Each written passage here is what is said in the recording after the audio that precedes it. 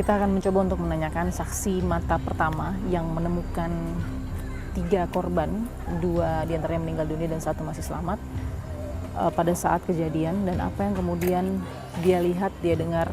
Kita ingin mencoba menggali itu dari salah seorang saksi mata dari pembunuhan atau pembantaian satu keluarga ini.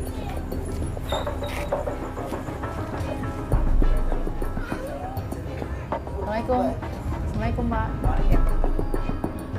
Saya sudah bersama dengan Pak Asgari. Pak Asgari adalah salah satu saksi mata ya Pak ya, saksi mata yang kemudian sudah juga sempat bertemu dengan beberapa orang dan menceritakan hal ini. Tapi kita ingin tahu dulu Bapak Asgari, bagaimana ceritanya sampai ke tempat kejadian.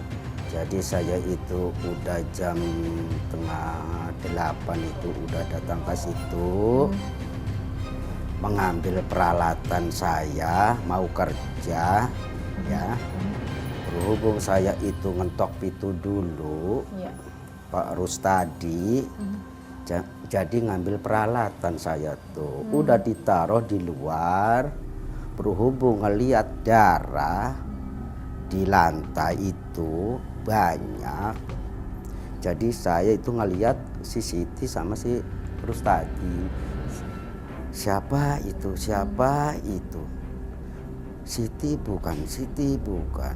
Bang udah lama-lama. Tolong urip ya Allah Siti. Udah pingsan saya tuh. Udah segitu aja. Mohon maaf Bapak, waktu datang ke tempat Pak Rustadi buat mengambil alat bekerja tadi, Bapak ketok pintu yang samping atau yang depan yang dekat kebun itu Pak? Depan. Itu posisinya kebuka atau ketutup? Kebuka. Kebuka lebar. Segitu nggak lebar. Ketok. Bapak ketok berapa kali? 2 kali. Pak Rustadi? Baru tadi biasanya nganter jemput istrinya, tapi kan nggak ada. Lah hari nggak ada orangnya, tak ambil deh itunya alatnya. Alat apa sih yang diambil Bapak? Ya peralatan sendok bata. Oh, sendok bata. Oke, Dan ya peralatan palu segala gitu. Karena satu pekerjaan yang Karena pekerjaan berdua. Terus kemudian begitu ambil, Bapak lihat. Ngelihat si Siti. Ada di sebagian ini kan pintu masuk Pak nih. Nah, di mana yang di situ yang Pak Asgar? Lah ngelihatnya jauh lah. Ini pintu nih Pak. Ya. Nah, terus itu kan sebelah mana? ninjak ini nih. Saya ini pintu, saya ngelihat sing kejauhan ya. Iya. Siapa itu? Siapa itu? Siti bukan, Siti bukan.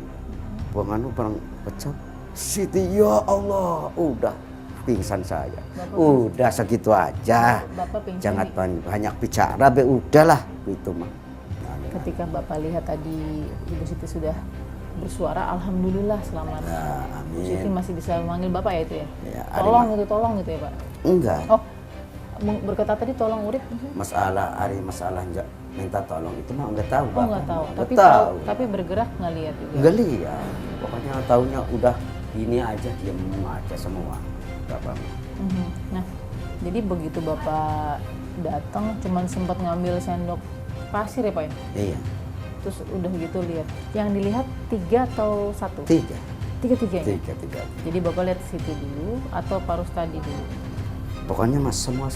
Bareng di situ. Oh, berarti ada di ruang keluarga iya. ya Pak ya? Lampunya sih masih nyala? Nah, enggak. Lampu mati? Udah mati. Lampu mati, tapi Bapak jam 6:30 ya berarti ya? 8. 7:30, sudah terang, cahaya dari luar. Terang lah. Jadi Bapak makanya sampai ini Siti, bukan Siti. Lah, makanya gitu saya. Mana masih ngelihat dengan kondisi ada darah begitu ya? Itu doang. Udah. Itu ramai bisa orang-orang? Ramai lah. Udah nggak banyak cerita udah. Pokoknya udah Bu, itu mah. Cuman gitu ya? taunya itu sih saya. Makanya saya itu pingsan, makanya itu melihat keponakan saya itu ya Allah. Lemes Pak ya? Maaf lah. Nah, kita masih lihat dulu bagaimana kemudian mungkin para saksi mata lain kecuali Pak Asgari yang langsung melihat pertama kali begitu ya, ketiga korban yang merupakan keluarga juga dari Pak Asgari. Terima kasih Pak Asgari ya. Sehat dan tambah ya Pak, kuat selalu. Kita akan teman fakta berikutnya.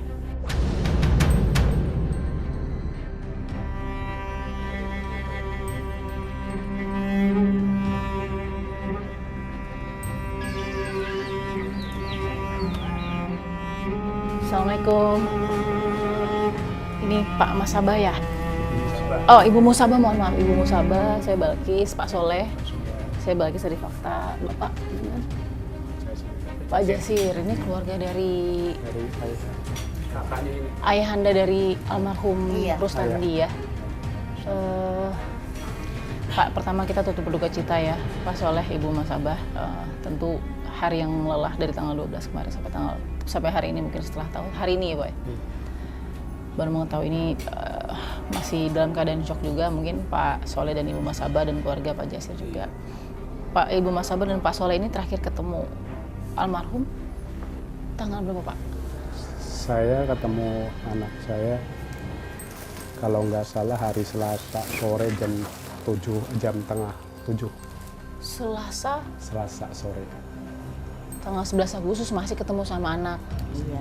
Pak Rustandi. Nah, itu ketemu lagi habis kerja atau bagaimana Pak Soleh? Jadi saya ketemu sama anak saya itu intinya kan saya pribadi mendatangin anak dari rumah ke sana. Iya. Mau nanyain tentang permasalahan urusan aliran bikin kusen gitu. Saya kan ngobrol sama anak, jadi saya kan pulang langsung. Setelah pulang saya itu jam 8 pulang. Ya, intinya makanya kan pribadi saya juga anak taunya begini kan saya nggak tahu ya, tahunya kan pagi. Tahunya pagi. Pagi jam Selasa pagi berarti ya? Selasa Pak, ya? pagi. Jam berapa Pak? Jam 8 kurang 20 menit lah. Lalu kemudian Pak, apa yang terjadi begitu dikabarkan Pak Jasir dan kemudian langsung menuju ke rumah ke tempat saya juga ke kejadiannya? situ, ya. Apa? Oke. Ke tempat korban. Saya juga ngeliat lah sama korban, intinya kan ngeliat cucu saya atau istrinya Rustadi, ngeliat Rustadi, intinya kondisi matinya itu ya seperti kayak itulah ayam. Udah kayak gini kan udah kayak ayam Bu, ini kayak mau dipanggang gitu. Mohon maaf, posisi mohon maaf ya Pak ya, tiduran begitu sudah tiduran Sudah tiduran Semua gini di- nungkep di situ tuh, di lantai ya Pak? di lantai. Ketika- Keramik gini. Ada Itu. darah banyak Bu. Nah itu kan ya, nama juga saya juga belum tahu itu udah mati atau enggak ya belum ya, nama juga masih tertutup. Kondisi pintu sudah didobrak begitu ya? Pintu juga intinya kan cuma sedikit Iya, iya. yang istilahnya yang bisa terbuka tuh waktu itu tuh. Karena apa? Oke. Setelah dia ada orang masuk kan ada yang nggak boleh, kata itu udah nggak bisa disentuh kan. Gitu.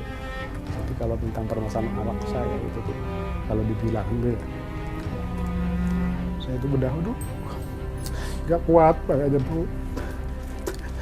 Makanya saya dimintain kayak gini bukannya nggak bisa lah intinya, nggak kuat saya tuh nggak kuat intinya kan permasalahan anak, kalian anak gitu tuh Bu. Gimana kata saya tuh ngeliat anak kayak gitu matinya kan itu sebenarnya ya walaupun kita istilahnya bisa gak kalau udah adanya kayak gini kan susah Bu kan gitu tuh susah kan gitu tuh karena bukan mikirin ngomong satu batin saya kan bukan mikirin ngomong mikirin anak saya atau cucu saya kan bukan gitu tuh itu nanti saya tuh sejak kemarin kan udah diterangin tentang permasalahan tamu-tamu gitu saya nggak mau Bu, bukannya nggak mau saya tadi ngomong saya itu bukannya nggak bisa ngomong dari dulu jadi belajarin ngomong sama orang tua tapi saya kepikirnya bikin bukan sama kesedihan kita tuh sama anak saya Betul. sama cucu saya gitu tuh karena saya nasibnya kayak gitu amat tuh gitu walaupun itu panggilan Allah tapi gitu amat kan gitu tuh jadi ceritanya Ini Pak Rustadi saya kasih lihat yang ini ya, anak Bapak ya. ini anak Mana? saya Yang pakai kemeja koko putih Iya, ya Pak ya. betul. Ini almarhum Pak Rustadi. Iya. Lalu ini istri, Istri. yaitu Ibu Siti. Ibu Siti Ini anak, ini anak cucu itu Bapak ya dia Pak. masih kecil kalau Ini udah Alwi gede ya? Alwi Ansa Dani kalau udah besar gedenya nih? kan Oh ini sudah begini, oke. Ini umur itu 4 tahun ini Alwi ya, 4 Alwi tahun. 4 tahun gitu Ini ya Alwi ya. Alwi. Kami sangat prihatin ya Pak, ini pasti tidak bisa diungkapkan dengan kata, tentunya tidak juga perlu diungkapkan dengan kata-kata karena kami sudah melihat juga derita Bapak saat ini. Yang sangat ingin kami dorong dan bantu adalah bagaimana secepatnya. Iya, mudah-mudahan saya juga ikut doa Bu ya, Iya. ya sama bapak-bapak sini kan gitu. Mudah-mudahan cepat berlaku yang kayak model kayak gini berbuat sama anak saya itu mudah-mudahan cepat ketangkep. Betul. Itu pikiran saya tuh pengen tahu orangnya itu siapa yang tega sama anak saya kan gitu. Itu karena apa masalahnya anak saya belum cerita gitu. Saya punya musuh atau punya dendam sama orang nggak pernah cerita, nggak pernah buktikan, nyatanya kan kayak gini, makanya pengen tahu, saya buru-buru pengen cepat ketangkep kan gitu tuh. Betul, sebenarnya Pak Gitu. almarhum Pak Rustadi ini orangnya terkenalnya baik gitu. Baik Dia di mana-mana juga baik orangnya, apalagi di masyarakat kita pribadi. kenal semua banyak yang Banyak kenal. di komplek-komplek itu juga Aktif baik, juga ya, Pak, aktif. di masyarakat. Makanya orang komplek-komplek kemarin juga ke sini itu, ini Pak Rustadi yang baik itu, orangnya baik itu Pak Rustadi kan gitu. Aduh, makanya kan gitu Bu. Apa harga adil buat keluarga? Hukuman yang adil untuk keluarga? Kita menyerahkan nama pribadi Allah atau sama petugas. Iya. Kita pribadi orang yang kayak perlakuannya kayak gini tuh yang seberat-beratnya lah kan gitu. Dia berbuat berat sama anak saya, dia pribadi kalau udah ketangkap ya harus di seberat-beratnya kan. Agar keadilan itu ada ya Pak ya? Iya. Oke, baik. Saya turut prihatin kepada Pak Soleh. Semoga selalu kuat, Ibu Mas Abah juga, Pak Jasir juga.